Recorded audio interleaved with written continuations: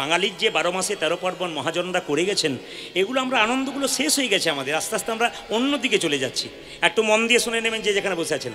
এটা শুধু এখানে হয় তা নয়, নবদ্বীপে গেলে দেখবেন মহাপ্রভুকে নিয়ে জামাই ষষ্ঠী পালন করা হয়। নবদ্বীপে কেউ যাবেন, যারা জ্ঞানী মানুষ আছেন তারা শুনে নিন, নবদ্বীপে জামাই ষষ্ঠীর দিনে নবদ্বীপের ভক্তরা মহাপ্রভুকে শ্রীকৃষ্ণের অবতার বলে মনে করেন না, সেদিন জামাই রূপে তাকে সম্মান করে। এই দিয়ে দেখান, সেদিন ক্ষীরের পায়েস দেয়, সেদিন ক্ষীরের পায়েস দেয়, কিসে দেয় না একটা রূপোর পাত্রে, সেদিন অনেক কিছু জিনিস দেওয়া হয় মানে জামাই ষষ্ঠীতে। সেই দিন বরণ করা হয় কাকে না আমাদের স্বয়ং গৌরাঙ্গ মহাপ্রভুকে। আমি আপনাদের একটু ছোট্ট করে বলে যাই, যে যেখানে বসে আছেন একটু মন দিয়ে শুনদিন।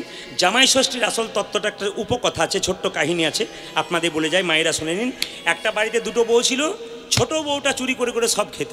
শাশুড়ি মা জিজ্ঞেস করতো এই খাবারগুলো কোথায় গেল, ও খেয়ে নিয়ে বাড়িতে একটা কালো বিড়াল ছিল, ওই বিড়ালের নামে চালিয়ে দিত। বিড়ালটা একদিন দুঃখ করে মা ষষ্ঠীকে বলল, মা ওই নতুন বউটি খেয়ে নেয় আর আমার নামে দেয়, আমার কত দুঃখ। বলে ঠিক আছে, নতুন বউটির একটি পুত্র হলো, একটা একটা করে 7টা হলো, 7টা পুত্রই হরণ করলো। কে বলুন তো? মা ষষ্ঠী। একটা কন্যা হলো, সেটাও হরণ করলো। বাড়ির লোকে ছোট বৌমাকে কি করলো জানেন? বারবার বলল তুই রাক্ষসী, পালিয়ে যা আমার বাড়ি থেকে। চলে গেল কোথায়? সেই মেয়েটি চলে গেল বনের মধ্যে। বনে গিয়ে যখন কান্নাকাটি করছে, তখন মা ষষ্ঠী বৃদ্ধার রূপ ধারণ করে এসে বলছে, মা তোমার কি হয়েছে? সমস্ত কথা যখন খুলে বললো, তখন বলছে তুমি নিজে খেতে আর বিড়ালের নামে নাম দিতে? তখন চমকে গেল, ইনি কে? বলছে আমি মা ষষ্ঠী। এক কাজ করো, তুমি আমাকে স্মরণ করো, তুমি আমাকে বাড়িতে গিয়ে পুজো করো, আমি তোমার 7টা ছেলে একটা মেয়ে ফেরত দিয়ে দিলাম। মা ষষ্ঠীর কৃপাতে সন্তান লাভ হয়, মা ষষ্ঠীর পুজো করতে হয়। জামাই ষষ্ঠীর দিনে মায়েরা মা ষষ্ঠীর পুজো করবেন, অতীব ভক্তি ভরে পুজো করবেন, এটা আপনাদের সামনে নিবেদন রইল। মা ষষ্ঠীকে দেখেছেন আপনারা? মা ষষ্ঠীর মূর্তি দেখবেন, তিনি বিড়ালের ওপর চেপে থাকেন, কোলে একটা ছেলে থাকে, হাতে একটা পাখা থাকে। না না, ষষ্ঠীকে ভালোভাবে চিনবেন, যারা এখানে জামাই হয়েছেন নতুন তারা বুঝতে পারবেন। যারা নতুন জামাই হয়েছেন হাত তুলতে বলবো না। এই ষষ্ঠীর কথা যখন এলো তখন একটু বলে রাখি আপনাদের, এই জামাই ষষ্ঠীটার আরেক নাম হচ্ছে অরণ্য ষষ্ঠী, একে আবার আম ষষ্ঠীও বলা যায়। বছরে 13 ষষ্ঠীর মধ্যে একটা ষষ্ঠীর নাম হচ্ছে জামাই ষষ্ঠী। এই জামাই ষষ্ঠীর কথা কিন্তু এই দিয়ে দেখান, একমাত্র ব্রহ্মবৈবর্ত পুরাণে পাওয়া যায়, তাছাড়া বলছে বেদে পাওয়া যায় না। কারণ এই যে জামাই ষষ্ঠীর ব্যাপারটা, মায়েরা মা ষষ্ঠীর পূজা, এটা একটা লৌকিক পূজা, লৌকিক পূজা। এতে কি করতে একটু বলে দিই আপনাদের, যারা জামাই হয়েছেন আর যারা মায়ের এখানে শাশুড়ি হয়েছেন বা পরবর্তী ক্ষেত্রে হবেন, একটা ঘটে আমের শখা দিতে হয় আর একটা ডালা সাজাতে হয়, তার মধ্যে 5, 7 কিংবা 9 রকমের ফুল ফল রাখতে হয়, কাঁঠাল পাতার উপরে কি রাখতে হয়, ওই করমচা ফল রাখতে হয়। এগুলো কিন্তু রাখতে হয়, এগুলো লাভ আছে, এগুলো মানে আমাদের আধুনিকতার স্রোতে মিশে গিয়ে এত সুন্দর সুন্দর অনুষ্ঠানগুলো আমরা কিন্তু ভুলতে বসেছি। ও মায়েরা, এই জামাই ষষ্ঠীর দিনে একটা সুতোকে হলুদ আর তেলের সঙ্গে মিশিয়ে জামাই বাবা জীবনের কবজিতে বেঁধে দেওয়া হয়, তারপর ভালো ভালো খাবার খাওয়ানো হয়। পয়লা আষাঢ় মনে হয়, দোসরা আষাঢ় সোমবার দিন নির্জলা একাদশী আছে, এটা কিন্তু খুব মাহাত্ম্য। পাণ্ডবরা কিন্তু একাদশী করতে পারতো না, বিশেষ করে ভীম দেখবেন প্রতিদিন খেতে ভালোবাসতো, একাদশী করতে পারতো না, কিন্তু পাণ্ডবরা সেদিন নির্জলা একাদশী করেছিল। এই নির্জলা একাদশী কেউ যদি করতে পারে, পাণ্ডবা নির্জলা একাদশী, শাস্ত্র বলছে তাহলে অন্য একাদশী যদি কেউ করতেও না পারে, বিশেষ কারণে, সমস্ত একাদশী করা অবশ্যই কর্তব্য, যদি অন্য একাদশী কেউ করতে না পারে, আপনি যদি পাণ্ডবা নির্জলা একাদশী করতে পারেন, তবে অন্যান্য একাদশীর ফলও আপনি কিছুটা লাভ করতে পারেন।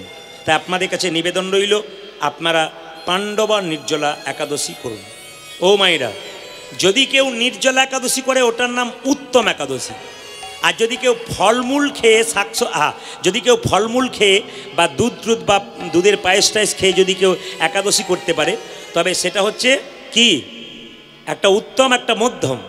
আর যদি পেট ভরে কেউ খায়, একাদশীর দিনে নিয়ম হচ্ছে পেট ভরে খাওয়া চলবে না। একটা পেটকে যদি 4 ভাগ করা যায়, তাহলে মাথায় রাখবেন 2 ভাগ খাবেন, 1 ভাগ জল খাবেন, 1 ভাগ ফাঁকা রাখবেন। এটা প্রতিদিনের নিয়ম, তবে স্বাস্থ্য ভালো থাকবে। কিন্তু একাদশীর দিনে বলছে 1 ভাগ খাবে, 1 ভাগ জল খাবে যারা মধ্যম একাদশী করছেন, আর 2 ভাগটা ফাঁকা রাখবেন।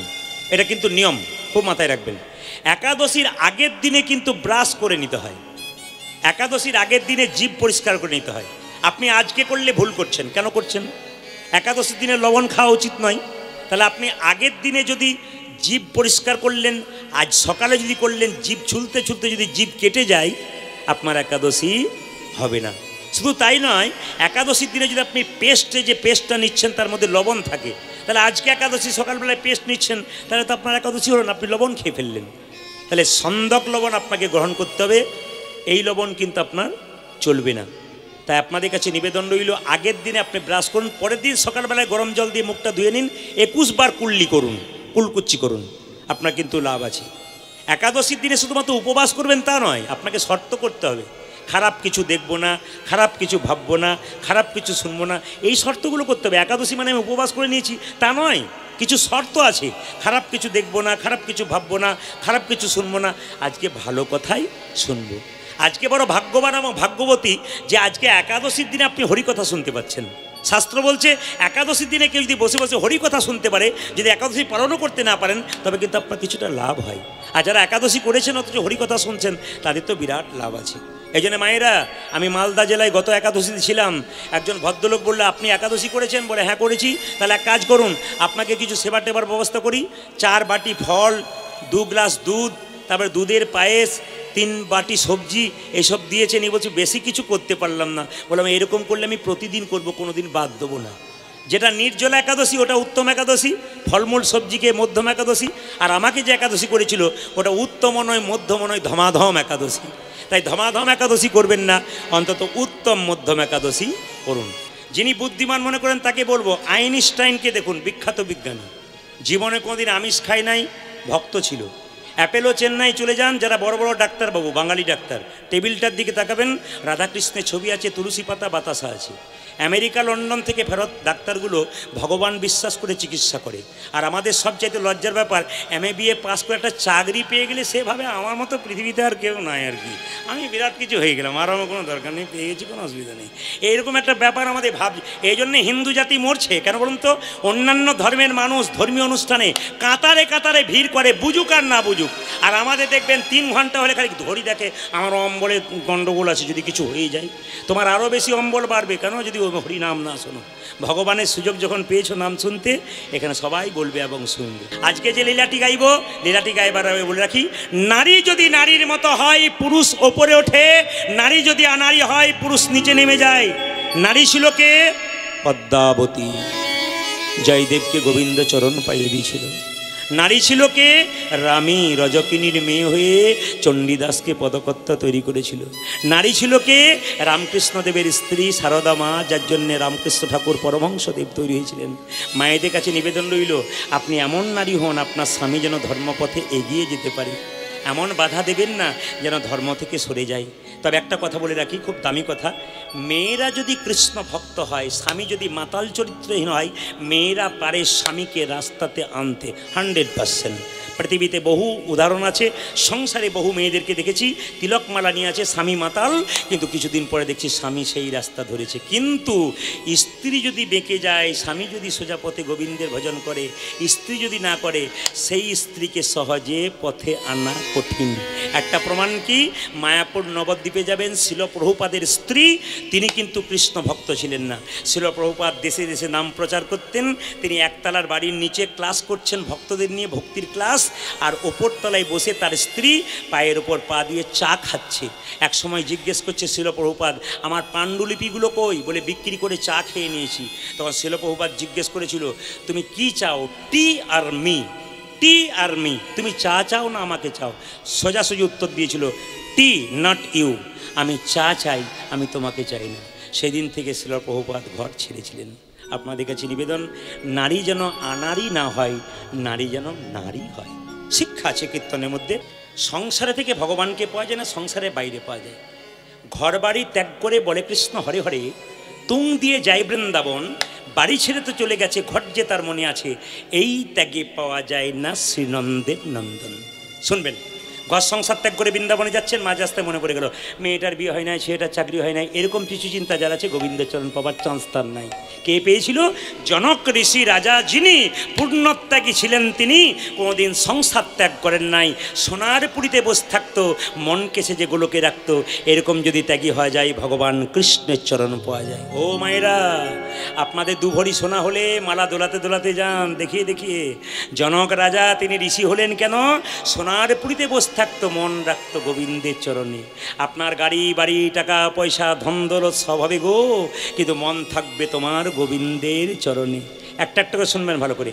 পদ্ম পাতা জলে ভাসে, যখনই বর্ষা আসে বর্ষার জল লাগে পদ্ম পাতার গায়ে, তুলে দেখো পাতাখানা পদ্মের গায়ে দাগ লাগে না। এরকম যদি ত্যাগী হয়ে যায়, ভগবান শ্রীকৃষ্ণের চরণ পাওয়া যায়। পদ্ম পাতা জলের উপরে ফটফট করে জল পড়ে দাগ হয়। যারা ভক্ত পদ্ম পাতা দুঃখের ছাপ যতই পড়ুক না কেন, কৃষ্ণ নাম করলে তারা আনন্দময় হয়ে যায়। পাকাল মাছ পাকে থাকে, তুলে দেখো পাকাল মাছকে, বড় হয়েছে সে পাক খেয়ে, কিন্তু পাকাল মাছের গায়ে কোনো পাকের দাগ লাগে নাই। এরকম যদি ত্যাগী হওয়া যায়, ভগবান শ্রীকৃষ্ণের চরণ পাওয়া যায়। পাকাল মাছ 5 কেজি 10 কেজি পাকের ভেতরে থাকে, পাক খেয়ে বড় হয়, পাক থেকে ওঠালে তার শরীরে কোনো পাকের দাগ নাই। ভক্ত পাকাল মাছ সংসার দুঃখ পাকে হাবুডুবু খাচ্ছে, এর মধ্যে যারা কৃষ্ণ কথা বলছে তাদের শরীরে নিতাই গৌর হরি বল বলে কোনো দুঃখের ছাপ থাকে না। আমি আপনাদের অনেক কথাই বলতে চাই, ছোট ছোট করে শুনবেন মন দিয়ে, যে যেখানে বসে আছেন। আগামী 7ই আষাঢ়, এইদিকে এদিকে আগামী এই যে বাবা মায়েরা, আগামী 7ই আষাঢ় কিন্তু আপনাদের দুটো জিনিস পালনের ব্যাপার আছে, একটু মন দিয়ে শুনুন। আগামী 7ই আষাঢ় কিন্তু আমাদের বাঙালিদের একটা দারুণ উৎসব, যেটা করলে কিন্তু আপনার লাভ আছে। সেদিন জগন্নাথ দেবের স্নানযাত্রা আর অম্বুবচী, নাকি বলছেন? অম্বুবচী, এই দিয়ে তাকাবেন মায়েরা। সেদিন কিন্তু পৃথিবী কি হয়? রজস্বলা হয়। সেদিন চাষবাস হয় না কয়েকটা দিন, আপনার মাথায় রাখবেন। একটা কথা বলে দিই, জগন্নাথের যে স্নানযাত্রা যারা দর্শন করেছেন দেখবেন, স্নানযাত্রা 7ই আষাঢ় তো, 6ই আষাঢ় 5ই আষাঢ় থেকে ভক্তের ঢল বাড়বে, প্রচুর ভক্ত। কেন? সিদ্ধান্ত নেওয়া হয়েছে এইটাই, যে ভগবান জগন্নাথের জন্মতিথি থেকে, ইন্দ্রদুম্ন যখন থেকে কাঠের ওই জগন্নাথ তৈরি করে করানো হয়েছিল, তখন থেকে কিন্তু স্নান শুরু হয়। আজ থেকে বহুদিন আগে থেকেই চলছে। কিন্তু এই স্নানযাত্রা কিভাবে স্নান করানো হয়, কীভাবে রাখুন, জগন্নাথ বলরাম বলভদ্রকে কি করা, জগন্নাথ সুভদ্রা এবং বলভদ্রকে কি করা হয় না, একটা মণ্ডপ করা হয় বড়, তার মধ্যে তাদেরকে রাখা হয়, ওটাকে স্নান মণ্ডপ বলা হয়। ফুল দিয়ে সাজানো হয়, সুন্দর পট দিয়ে সাজানো হয়, এবং বহু উঁচুতে রাখা হয়। কেন? ভক্ত লক্ষ লক্ষ ভক্ত যেন দর্শন করতে পারে। মায়েরা, ওখানে একটা সোনা কুয়া বলে কুয়া আছে, জগন্নাথ মন্দিরে একটা সোনা কুয়া বলে কুয়া আছে।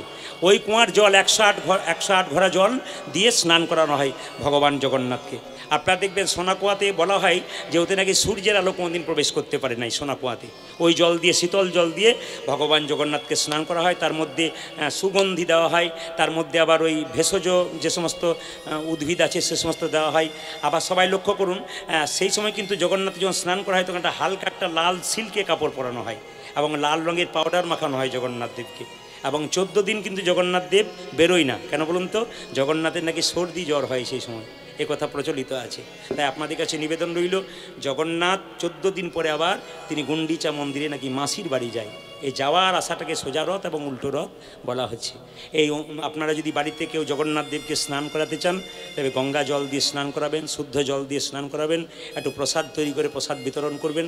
যেদিন 7ই আষাঢ় অম্বুবচীর দিন, খুব মাথায় রাখবেন মায়েরা, এই অম্বুবচীর দিন কামাখ্যা মন্দিরে কিন্তু অনেকে যায় না, কি বলছেন? একটু সবাই লক্ষ্য করুন, কামাখ্যা মন্দিরে একটা ছোট্ট ঘটনা আছে। ওখানে কিন্তু কোনো মূর্তি পুজো হয় না। কামাখ্যা মন্দিরে কেউ যদি যান, ওখানে কোনো মূর্তি পূজা না, কী পুজো হয়? মায়ের যোনি পুজো করা হয়। দেখবেন সবাই তো আপনারা গল্পটা জানেন এরকমই, যে দক্ষ রাজার অনুমতি ছাড়াই সতী শিবের সঙ্গে বিয়ে করেছিল, না কি বলছেন? বাবা মেনে নিতে পারে নাই, কিন্তু একটা বিরাট যজ্ঞ করেছিল দক্ষ রাজা। সেই যজ্ঞে কিন্তু জামাইকার মেয়েকে নিমন্ত্রণ করে, তবু কিন্তু বিনা নিমন্ত্রণে কে গিয়েছিল? সতী গিয়েছিল। আর সতী যাওয়ার সঙ্গে সঙ্গে সতীকে চরম অপমান করে শিবের নামে, এবং স্বামীর অপমান সহ্য করতে না পারে ওই যজ্ঞকুণ্ডেই নিজেকে ঝাঁপিয়ে দেয় এবং প্রাণ বিসর্জন দেয়। সেই সতীর দেহটাকে নিয়ে রুদ্র রূপ ধারণ করে, পলয় রূপ ধারণ করে তিনি কি করলেন, সতীকে কোলে নিয়ে কাঁধে নিয়ে পাগলের মতো ছুটছেন। তখন ভগবান বিষ্ণু তার সুদর্শন চক্র দিয়ে ওই সতীর দেহটাকে 51 ভাগ করে, 51 অংশে ভাগ করে 51 পিঠে পড়লো এক একটা অংশ। সেই একটা অংশ জনীয় অংশ, সেটা পড়লো কামাখ্যা মন্দিরে। সতীর আরেক নাম হচ্ছে কামরূপ, সতীর আরেক নাম হচ্ছে কামাখ্যা। আর কামদেব মদন প্রথম কিন্তু ওখানে সতীর পুজো করেছিল, ওই জন্য কামদেব কামরূপ, কামদেব এক নাম কামরূপ, আর সতীর এক নাম হচ্ছে কামাখ্যা, ওই জন্য ওই জায়গাটার নাম হয়েছে কামরূপ কামাখ্যা। খুব মাথায় রাখবেন, ওই দিন কিন্তু আপনারা সবাই স্মরণ করবে, অম্বুবাচীর দিনে ভগবানকে স্মরণ করবেন, ভগবানের সেদিন পুজো টুজো ভক্তি করে করবেন, কারণ যেহেতু জগন্নাথ দেবের স্নান যাত্রা রয়েছে একই দিনে, এই দিনটা বড় ভালো দিন, 7ই আষাঢ় কিন্তু পড়েছে। সবাই মিলে বলুন জগন্নাথ দেব কি। আচ্ছা, জগন্নাথের চোখগুলো গোল না জগন্নাথ চোখগুলো পটল চেরা? জোরে বলুন যারা দেখেছেন। যে ঘুমাচ্ছে সে বলুন কোনটা, পটল চেরা নাকি? গোল। গোলটা কেন বলুন তো? জগন্নাথ দেব বলতে চাইছে আমি জগতের নাথ, মানে কি, ব্রাহ্মণ যাক সেও সমান, শূদ্র যাক সে সমান, দরিদ্র যাক সেও সমান, ধনী যে যাক সেও সমান, জগতের নাথ তিনি জগন্নাথ। সবাইকে তিনি সমান চোখে দেখেন।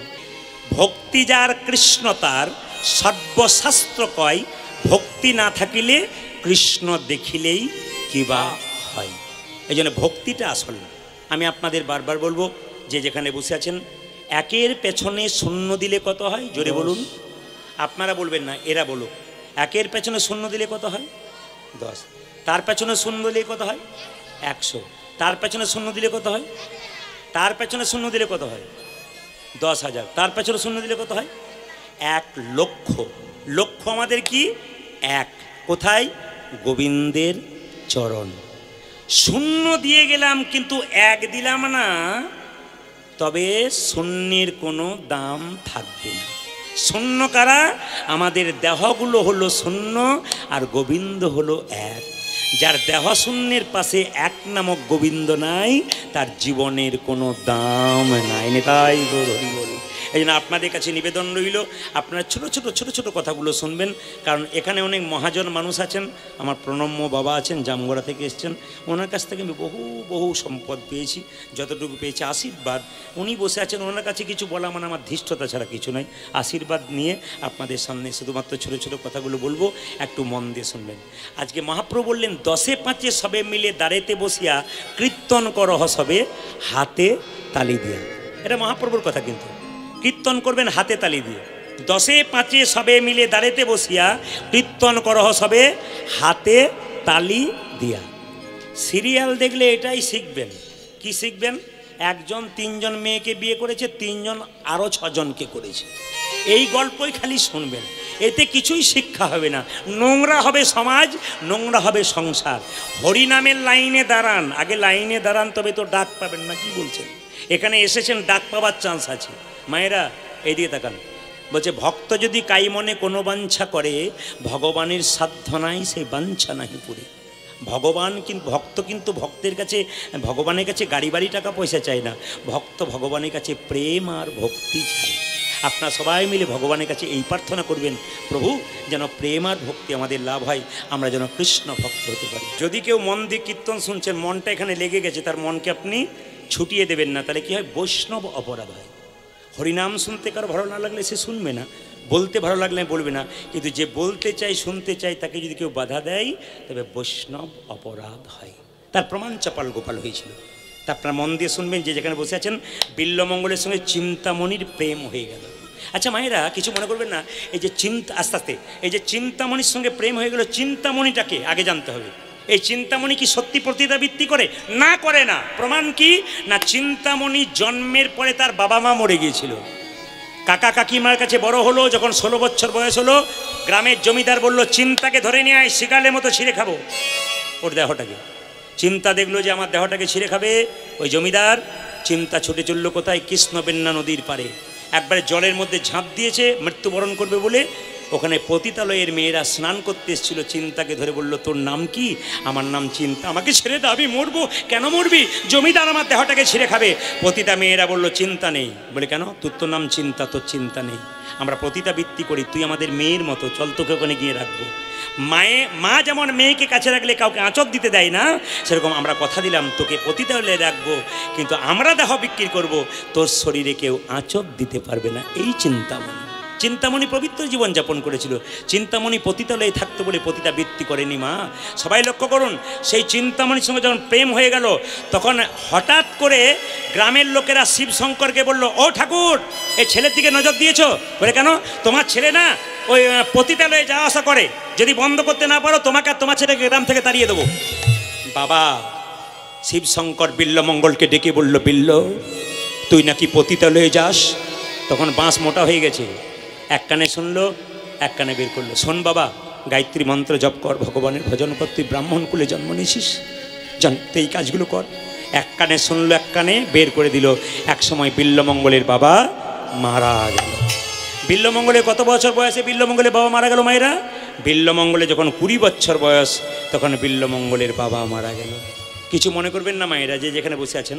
আমি একটু আগে বললাম, কেউ যদি মারা যায়, দেহটা মারা যায় না আত্মা মারা যায়? জোরে বলুন। যে ঘুমাচ্ছে সে বলুন, কোনটা মারা যায়? দেহ মারা যায় না আত্মা মারা যায়? জোরে বলুন। দেহটা মারা যায়। আচ্ছা, ভাগবত কি বললো দেখুন, এইদিকে দেখান। আমাদের শরীরে 9টা ছিদ্র আছে, এই 9টা ছিদ্র দিয়ে আমাদের প্রাণ বেরোয়। ছিদ্রগুলো একটু গুনবেন। 2টো কানের ছিদ্র, 2টো চোখের ছিদ্র, 4, 2টো নাকের ছিদ্র, 6, একটা মুখ ছিদ্র, 7, নিচের দিকে উপস্থ এবং পায়ু, প্রস্রাব পায়খানা দ্বার। এই 9টা দ্বারে আমাদের প্রাণ বেরোয়। শাস্ত্র বলছে এই 7টা দরজা দিয়ে যদি কারো প্রাণ বেরোয়, তাহলে তিনি গেলেন ঊর্ধ্বগামী, মানে ভগবানের কাছে। আর নিচের দিকে যদি কারো প্রাণ বেরোয় মৃত্যুর সময়, তাহলে আপনার দেহটা গেল নিম্নগামী। প্রমাণ দেখুন। ধরুন কেউ পায়খানা করেছে, মৃত্যুর সময় প্রস্রাব করেছে, শাস্ত্র বলছে উনি নিম্নগামী, মানে উনি গেলেন নরকগামী। কিন্তু এই পথ দিয়ে প্রাণ যায়, আপনি জানবেন কি করে? কেউ হাঁ করে মরেছে, মুখ দিয়ে প্রাণ গেল। কেউ তাকিয়ে তাকিয়ে মরেছে, চোখ দিয়ে প্রাণ গেল। দেখবেন মৃত্যুর সময় নাকের ফোঁটো দুটো খসখসে মোটা হয়ে যায়, এদিকে প্রাণ গেল। কানটা দেখবেন খসখসে মোটা হয়ে যায়, এইদিকে প্রাণ গেল। লক্ষণ কিন্তু বোঝা যায়, ওইদিকে প্রাণ যায়। আপনাদের কাছে নিবেদন রইল, যে যেমন কর্ম করবেন তার সেরকম ফল হবে। বিল্লমঙ্গলের বাবা যখন মারা গেল, অসচ অবস্থায় বিল্লমঙ্গল প্রত্যেক দিন চিন্তার কাছে যায়। কিন্তু চিন্তা চিৎকার করে বলল, ঠাকুর, তোমার বাবা মারা গেছে, তুমি অসচ অবস্থায় আমার কাছে এসেছো? ঠাকুর, এই দেখো, কালকে তোমার বাবার শ্রাদ্ধ, কাল যদি তুমি এসো না, আমি বিষ খেয়ে আত্মহত্যা করবো। আত্মহত্যা মহাপাপ। এই দিকে তাকাবেন, শাস্ত্র কি বলেছে? যদি কেউ আত্মহত্যা করে, তবে তার শ্রাদ্ধ কাজ করা উচিত নয়। একবার দাঁড়িয়ে বলে গেলাম এখানে, যদি কেউ আত্মহত্যা করে তার শ্রাদ্ধ কাজ করা উচিত নয়। কেন? তাকাবেন, আপনি যে বাড়িতে বাস করছেন, যদি ভাড়া বাড়ি হয়, ওই বাড়িটা ভাঙার অধিকার আপনার নাই, ওই বাড়িটা নষ্ট করবার অধিকার আপনার নাই। যিনি ওই বাড়ির মালিক তিনি করতে পারেন, আপনার অধিকার নাই। তাহলে আপনি যে দেহ বাড়িটা পেয়েছেন, ওটা আপনি নিজে নিজে নষ্ট করছেন, ওটা অধিকার তার। আপনি কেন আত্মহত্যা করবেন? আপনার আত্মা কোনোদিন শান্তি পাবে না, ঘুরে ঘুরে যাবে, দেহ ধারণ করতে পারবে না। আপনাদের একটা কথা বলতে চাই, বড় বড় মহাজনের কথা, যদি মনের মধ্যে কোনো দুঃখ থাকে, যন্ত্রণা থাকে, 2 জায়গায় বলবেন। পাড়া প্রতিবেশীকে বলবেন না, আপনার দুঃখ যন্ত্রণা ছড়িয়ে দেবে। কাকে বলবেন মা? এক গুরুচরণে, এক গোবিন্দচরণে। গুরুর কাছে বলো, গুরু বাবার মতো তোমার দুঃখের কথা কাউকে বলবে না, বরং সমাধান করবে। আর যদি গুরু কাছে না থাকে, গোবিন্দের মন্দিরে 2 ফোঁটা চোখের জল পেলো, গোবিন্দ তোমার সব কথা শুনবে। এই 2টো জায়গা কিন্তু খুব মাথায় রাখবেন। যদি কারো মনের মধ্যে টেনশন হয়, তবে একটা কথা বলি, আপনার বাড়িতে আপনাকে কেউ দেখতে পাচ্ছেন, অশান্তি করছেন, আপনি আত্মহত্যা করবেন না। কার জন্য আত্মহত্যা করতে যাবেন আপনি? আপনি কার যাবেন? আপনি আপনার বাবা মায়ের যাবেন। আপনার বাবা মা কাঁদবে, এরা কাঁদবে না। আপনার বাবা মাকে আপনাকে কষ্ট করে মানুষ করেছে, আপনি আত্মহত্যা করে যাবেন এদের জন্যে। কেন করবেন আপনি? এরা তো দিব্যি আনন্দে থাকবে, আপনি কেন করবেন? আপনি দূরে কোথাও বাস করুন শান্তিতে, তবু আত্মহত্যা করবেন না। আত্মহত্যা করা মহাপাপ। যদি কেউ আত্মহত্যা করে তবে তার সাধ্য কাজ করতে নাই কেন? একটা ছেলে যদি 22 বছর বয়সে আত্মহত্যা করে, সে সংসারের সঙ্গে বেইমানি করে। বাবা মা কষ্ট করে মানুষ করলো, তারপর তুমি আত্মহত্যা করে দিলে, তার মানে কি তুমি বেইমানি করলে? তোমার আত্মার কার্য করা উচিত নয়, সাধ্য কাজ করা উচিত নয়, শাস্ত্র বলছে। তবু আমরা করি কেন? মনটাকে মানানোর জন্য। এই দিকে তাকাবেন, যারা যারা দীক্ষা নিয়েছেন হাত তুলুন তো। বাহ, আমি খুব খুশি, প্রণাম আপনাদের চরণে।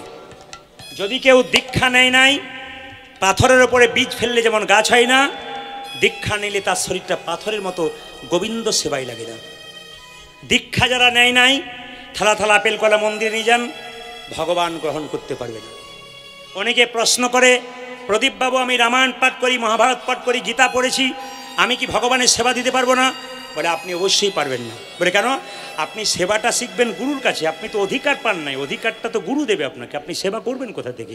আপনাকে গুরু দেবে। তাই বলে দিই মায়েরা যে যেখানে আছেন, দীক্ষা যারা নিয়েছেন তাদের দীক্ষা নেওয়া সার্থক তখনই। দীক্ষা মানে দিয়ে খা, স্নান করার পর ভগবানের চরণে তুলসীপত্র বাতাসা দিয়ে তারপর খাবেন, তবে আপনার দীক্ষা নেওয়া সার্থক হবে, নইলে দীক্ষা নেওয়া আপনার বেকার হয়ে গেল।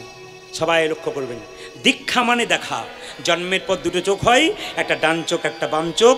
গুরুকৃপার বস্তু সাধন ভজন করে আরেকটা চোখ পাওয়া যায়, ওই চোখটার নাম জ্ঞান চক্ষু। এই জ্ঞান চক্ষুর উদয় যতক্ষণ না হয় ততক্ষণ গুরুকৃপা হয় না।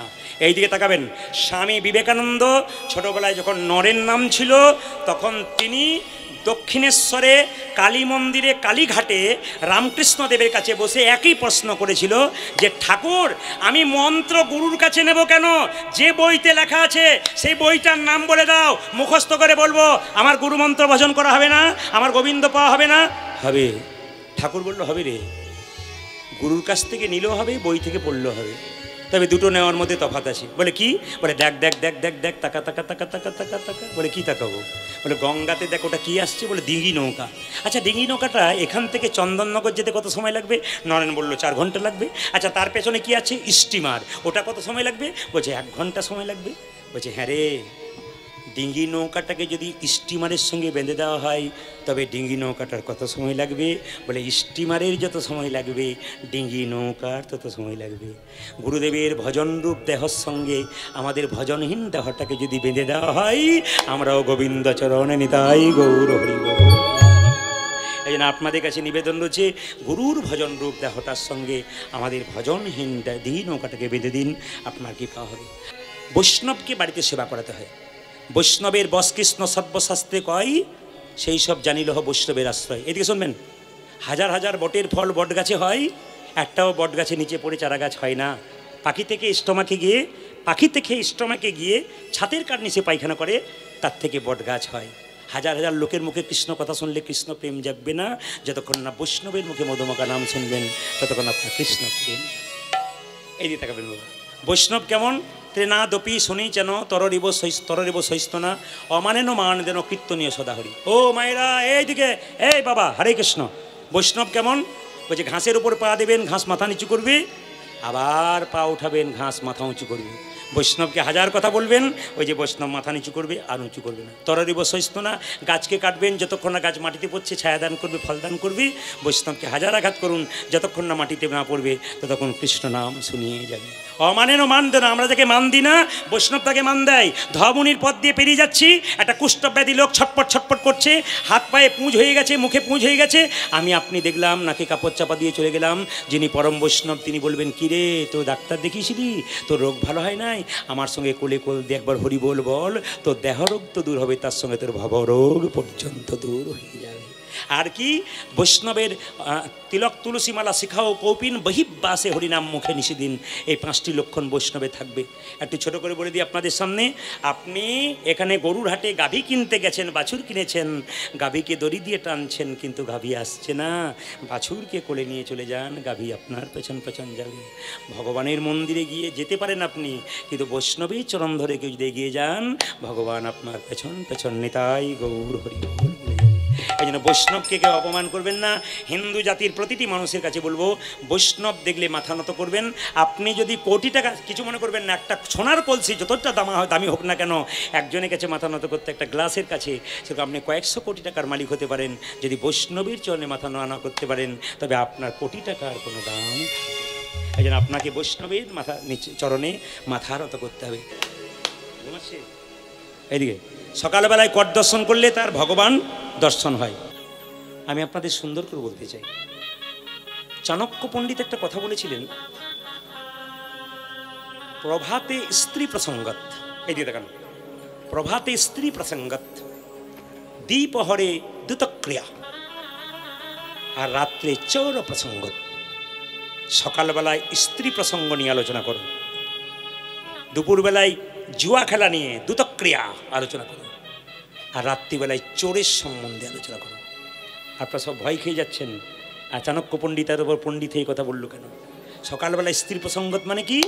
রামায়ণ পড়গো, রামায়ণে মা সীতার চরিত্র দেখো, তিনি কি শিক্ষা দিয়ে গেলেন আমাদের মতো মায়েদেরকে। তাকাবেন মায়েরা কি শিক্ষা দিলেন। রামচন্দ্রের বাবা দশরথ রাজা, তার শ্বশুর মশাই জনক রাজা। সীতাকে একটা মেয়ে বলেছিল, সীতা তুই বনবাসে যাবি কেন? বলে কেন? তোর শ্বশুর মশাই রাজা, তোর বাবা রাজা, এই সম্পদ ছেড়ে তুই বনে যাবি কেন? তখন সীতা বলেছিল, কোনো অপমান করেনি মেয়েটিকে, মা সম্পদে কিবা কাম, সম্পদ মম নব দুর্বাদল ঘন শ্যাম। এত বড় ত্যাগের কথা সীতার কাছে শিখতে হয়, এত বড় ত্যাগের কথা, প্রতিভক্তির কথা সীতার কাছে শুনতে হয়। সীতার কথা যত শুনবে তত তোমার জীবন পরিবর্তন হবে। সীতাকে দেখে তুমি অনেক কিছু শিক্ষা পাবে।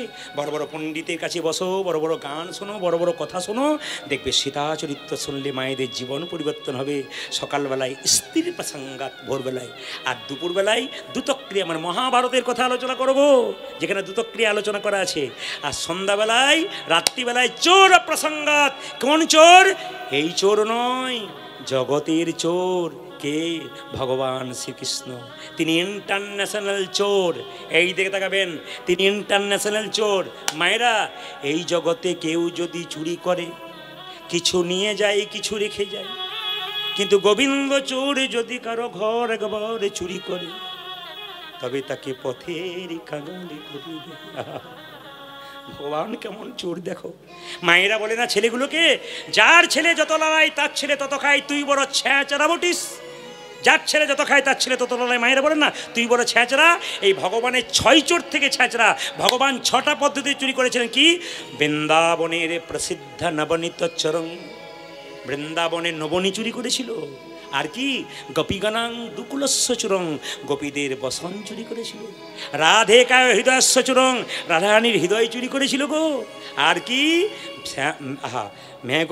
শ্যামলকান্তি মেঘ চুরং মানে কি? মেঘের বর্ণটাকে চুরি করেছিল।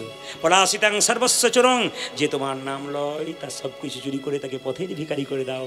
সাধু জনম পাপ তাপ হরং, সাধুদের পাপ তাপ সব কিছু তুমি হরণ করে নাও। ওই জন্য ভগবান হচ্ছে ইন্টারন্যাশনাল চোর। ছোট করে আপনাদের বলে দিয়ে যাই, একটু মন দিয়ে শুনুন ভগবান কেমন চোর ছিল। মায়েরা, ব্রজগোপীরা এত নবনী রাখতো, কিন্তু গোবিন্দের বাড়িতে এত নবনী, তবু গোবিন্দ কিন্তু নবনী চুরি করতে যেত। কেন চুরি করতে যেত? গোবিন্দের কি নবনীর অভাব? কিন্তু গোবিন্দ কেন চুরি করতে যেত নবনী? একটাই কারণ, ব্রজগোপীরা নবনীগুলো তুলে দিয়ে বলতো, হে নবনী তুমি গোবিন্দ সেবায় লেগো। আচ্ছা বলুন তো, যে নবনীকে গোবিন্দের নামে নিবেদন করেছে, গোবিন্দকে সেই নবনী সেবা না করে থাকতে পারে? আমার দিকে তাকান মায়েরা, ভগবান ইন্টারন্যাশনাল চোর কেমন? এইদিকে তাকান।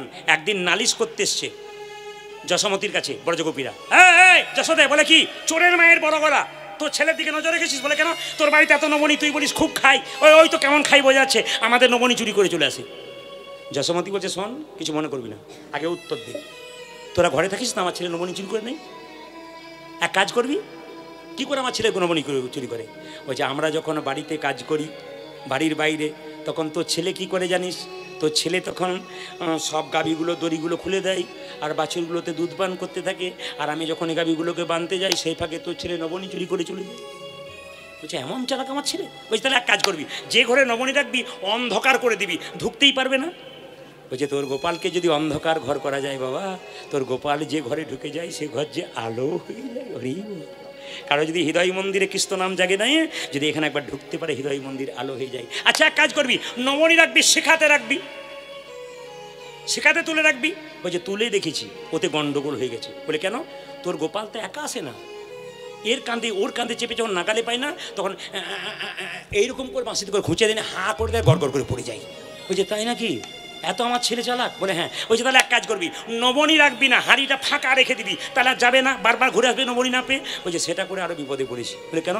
একদিন দেখতে পাচ্ছি হাঁড়ি ফাঁকা রেখেছি, এক হাঁড়ি জল হয়ে গেছে। বলে বুঝতে পারলাম না। বলে তোর গোপাল হিচি করে দিয়ে চলে গেছে, এক হাঁড়ি জল। তোর গোপাল খুব দুষ্টু রে। বলছে তাহলে এক কাজ কর, দেখাতে পারবি যে আমার গোপাল চুরি করেছে? একজন ব্রজগোপী বলে আমি শিক্ষিত ব্রজগোপী, তোদের মতো মূর্খ নয়, আমি গোবিন্দকে ধরে দেখাবো। বাবা, ভগবানকে ভজন করতে গেলে শিক্ষা দীক্ষার দরকার হয় না, ভক্তির দরকার হয়। ভক্ত প্রহ্লাদের ভক্তি ছিল, ভক্ত ধ্রুবের ভক্তি ছিল, কম বয়সে ভগবানকে পেয়েছিল।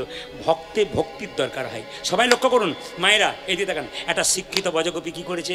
অন্ধকার ঘরে নবনীটা তুলে রেখেছে, আর গোবিন্দ যখন নবনীটা এমনি করে একের পর এক কাঁধে চেপেছে, ব্রজগোপী মনে মনে ভাবছে এইবার ধরব। কি করেছে শুন রাখুন। গোবিন্দ ব্রজগোপী আড়ালে দাঁড়িয়ে আছে, গোবিন্দ নবনী চুরি করবার জন্য একের পর এক কাঁধের উপরে চেপেছে। তখন ব্রজগোপী কী করেছে? একটা ঘণ্টা বেঁধে দিয়েছে হাঁড়ির উপরে। বলে যখনই হাঁড়িতে হাতটা ঢোকাতে যাবে তখনই ঘণ্টা বেজে যাবে, আমি টুক করে গিয়ে গোবিন্দকে ধরবো। কত চালাক দেখুন, ঘণ্টাটা বেঁধে দিয়েছে, আর গোবিন্দ কাঁধের ওপর কাঁধে চেপে দেখছে হাঁড়ির পাশে একটা ঘণ্টা বাঁধা আছে। বলে এ ঘণ্টা তুই এলি কোথা থেকে? ঘণ্টা বলছে আমি আসি নাই। বলে তাহলে তোকে এখানে দেখতে পাচ্ছি কেন? বলছে আমার কানা হয়েছে। গোবিন্দ বলছে বাজবি না? বলছে না বাজবো না। আচ্ছা বাজলে তোর ভালো হবে না? বলছে না প্রভু বাজবো না। দেখ তুই বাজবি না। গোবিন্দ বলছে বাজার জায়গায় বেজে যাবো, আজেবাজে জায়গায় বাজবো না, ঠিক বেজে দেবো। এখন জেনে বলছে বাজবি না? বলে না বাজবো না। সবাই লক্ষ্য করুন, নবনীর হাঁড়িতে হাত ঢুকিয়েছে, ঘণ্টা বাজবি না? না বাজবো না। হাতটা ঢুকিয়ে নবনীতে হাত দিয়েছে, ঘণ্টা বাজবি না? বলে না বাজবো না। যেই না হাতটা তুলে নবনী নিতে গেছে অমনি ঘণ্টা ঢং ঢং করে বেজে গেছে। ঘণ্টা তুই বাঁধলি কেন, বাজলি কেন? ঘণ্টা বলছে হে গোবিন্দ, মন্দিরে যখন পাথরের মূর্তিতে তোমার ভোগ নিবেদন হয় তখন আমি ঢং ঢং করে বাজি। আজকে জীবন্ত গোবিন্দ সেবা পাচ্ছে, আমি না বেজে কি থাকতে পারি? হরি না বেজে কি থাকতে পারি? না বেজে কি থাকতে পারি? না বেজে কি থাকতে পারি? গোবিন্দ সেবায় লাগিব বলে না বেজে কি থাকতে পারি? আমি গোবিন্দের সেবায় লাগিব বলে না বেজে কি থাকতে পারি। মায়েরা সবাই লক্ষ্য করুন, তাহলে ব্রজগোপী ধরেছিল ঠিক কথা, কিন্তু কি হয়েছিল শোন রাখুন। শিক্ষিত ব্রজগোপী যখন গোবিন্দকে ধরে নিয়ে যাচ্ছে তখন ব্রজগোপীদের মানে বৃন্দাবনে নিয়ম হচ্ছে, মায়েরা আপনারা যখন মাথায় কাপড় নিয়েছেন ওদের নিয়ম হচ্ছে বৃন্দাবনে, বাবা জানে আগেকার নিয়ম ছিল মাথার কাপড়টা এরকম মানে সোজাটা দেখতে পেতো, ধারে পাশে কে যাচ্ছে দেখতে পেতো না। এখন গোবিন্দকে ধরে ধরে নিয়ে যাচ্ছে, তখন সেই ব্রজগোপীর একটা দেওয়ার গোবিন্দ সাইজের ছিল, ও রাস্তা দিয়ে পেরোচ্ছে, তখন ও গোবিন্দ এখন ছুটে চলে গিয়ে ওই দেওয়ারের হাতটা ব্রজগোপীর আঙুলে ধরে দিয়েছে। এ আমরা টানতে টানতে চলছে দেওয়ারকে নিয়ে, আর গোবিন্দ তখন গিয়ে মাকে বলছে মা আমি সুসাইড করবো। বলে কেন? ওই দেখো আমি চুরি করি নাই, কাকে ধরে নিয়ে আসছে আমার নামে নালিশ করবে। তখন দেওয়ারকে দেখে বলছে দেওয়ার তুই গোবিন্দ তুই দেওয়ার কখন থেকে হলি? মায়েরা সবাই লক্ষ্য করে নিবে, মানে গোবিন্দ ইচ্ছা করলে কি না করতে পারে। আপনাদের কাছে নিবেদন রইল বিল্বমঙ্গলের দিকে তাকান। ভালোবাসা নয়, ভালোবাসা। এ সংসারে ভালোবাসা অনেক হয়, কিন্তু ভালোবাসা হয় না। চিন্তামণির বাসা ভালো ছিল, বিল্বমঙ্গলের বাসা ভালো ছিল, তাদের বাসার কথা আপনারা শুনছেন। রামের ভালোবাসা ছিল, চণ্ডীদাসের বাসা ভালো ছিল, তার ভালোবাসার কথা শুনেন। পদ্মাবতীর ভালোবাসা ছিল, জয়দেবের ভালোবাসা ছিল, তাদের ভালোবাসার কথা শুনেন। আগে বাসাটাকে ভালো করুন, তবে তো ভালোবাসতে পারবেন। এই বাসা যদি ভালো না হয়, ভালোবাসার ক্ষমতা কারো নাই। মায়েরা প্রেম প্রেম করো রে ভাই, প্রেম বলে কারে? প্রেমে বলে করে। প্রেম জানতো মা যশোদা, মা যশোদা। যে প্রেমে গোপাল হয়েছিল বাধা, হয়েছিল বাধা। যে প্রেমে গোপাল বইয়েছিল পিতানন্দের বাধা। এ জগতের প্রেম কেবল চুলোচুলি করে মরে। মায়েরা এই জগতের প্রেম কেবল চুলোচুলি করে মরে। ভক্ত আর ভগবানের প্রেম এমনই প্রেম, একজন ভক্তকে জড়াই ধরে। ভগবানের প্রেম এরকম নাম কীর্তন শুনতে শুনতে পাশে কোনো ভক্ত পেলে তাকে জড়িয়ে জড়িয়ে ধরে। বিল্বমঙ্গল বলল চিন্তা তুমি কি বলতে চাইছো ঠাকুর? সত্যি যদি আমাকে ভালোবাসো, আমার কথা যদি রাখো, আমার মাথায় হাত দিয়ে কথা দাও, আমি যা বলবো তাই শুনবে। কি আমায় তুমি ভুলে যাও? না না বলো না, চিন্তা তুমি এমন করে আমায় বলো না। চিন্তা